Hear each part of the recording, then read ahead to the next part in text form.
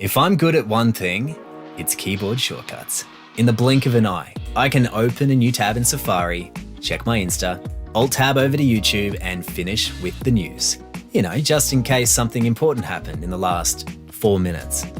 It's too easy to check things, and my subconscious is always digging for dopamine. Attention span generally increases with age, but I think mine's going backwards.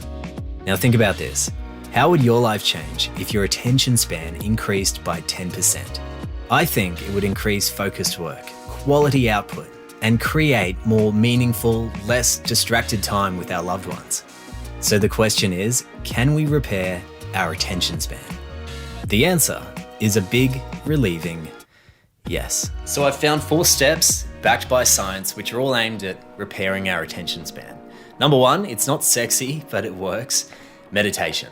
So now there's research to indicate that mindfulness helps focus our attention spotlight. By studying participants who regularly meditate, psychologists were able to determine that plasticity in brain and mental function exist throughout life. Meditation literally rewires our brain. I think a lot of the reason people don't start meditating is because they think they need to learn how to do it. That's simply not the case. As Naval Ravikant says, meditation is the art of doing nothing, and it shouldn't require a course, money, or technique to do it. The way I meditate is very simple. I'll just sit down on the couch behind me, close my eyes, and wait for my mind to calm down. It usually takes 5 or 6 minutes, and it's a feeling of having 20 thoughts running around your head to just having 1 or 2. It's a way of organizing your thoughts into a more linear and organized fashion. And that helps with work, that helps me communicate, and helps with mental health in general. So if you're not meditating, I strongly urge you to just try it. Don't expect to master it first time. You're never going to master it. Meditation is a practice that you just chip away at each day and hope to improve. You're going to have good days and bad days where some days your mind is super busy and other days you're feeling blissed. And you'll come out of that meditation feeling like you've had a 12-hour sleep. So give meditation a crack because not only will it improve your everyday performance, it's going to help you improve your attention span. And so will this sprint. Put a chunk of time aside each day to aggressively concentrate on your most important work.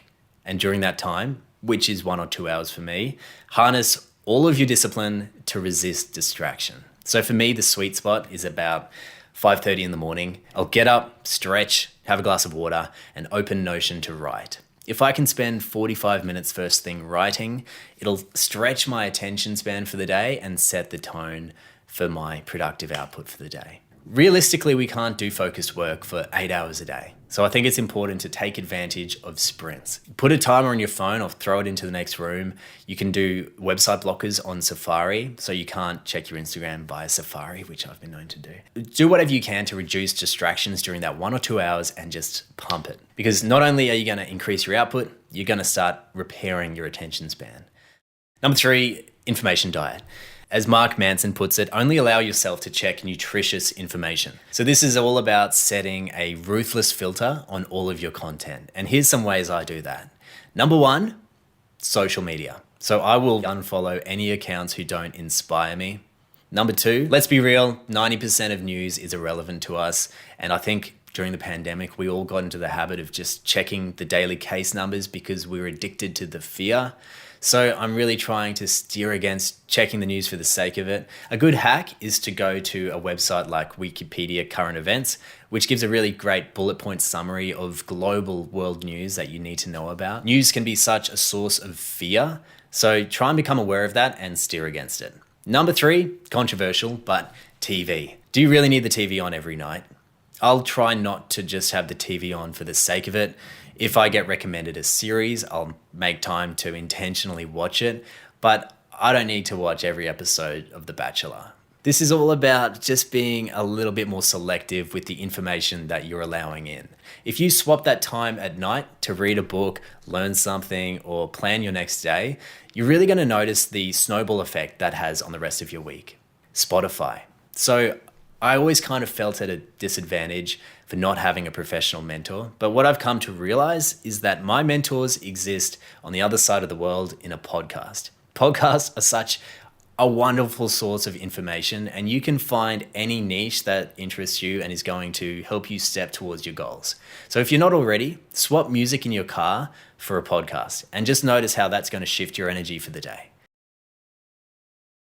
Number 4, practice. Once we become aware of when our attention wanders, it's really important to disengage from the distraction. So researcher Wendy Hassenkamp, hope I pronounced that correctly, found that understanding the way the brain alternates between focused and distracted states has implications for a wide variety of everyday tasks. This is the part where we strengthen our attention muscles. Does this sound familiar? So I'll be working away, and before I know it, I'll be checking my phone, scrolling through Instagram, and checking notifications.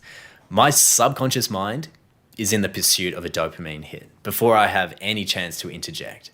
But once I have the awareness to realize that moment, it's really important to actively disengage and return your focus to the task at hand. Practicing moments to re-engage in the task is like doing bench press for the mind. And I've done a video about how these smartphones are designed to steal our attention and about the research and technology that goes into that. So we really have no choice. But what we can do is notice when we're distracted. And when we're distracted, disengage with the phone and quickly return to the task at hand.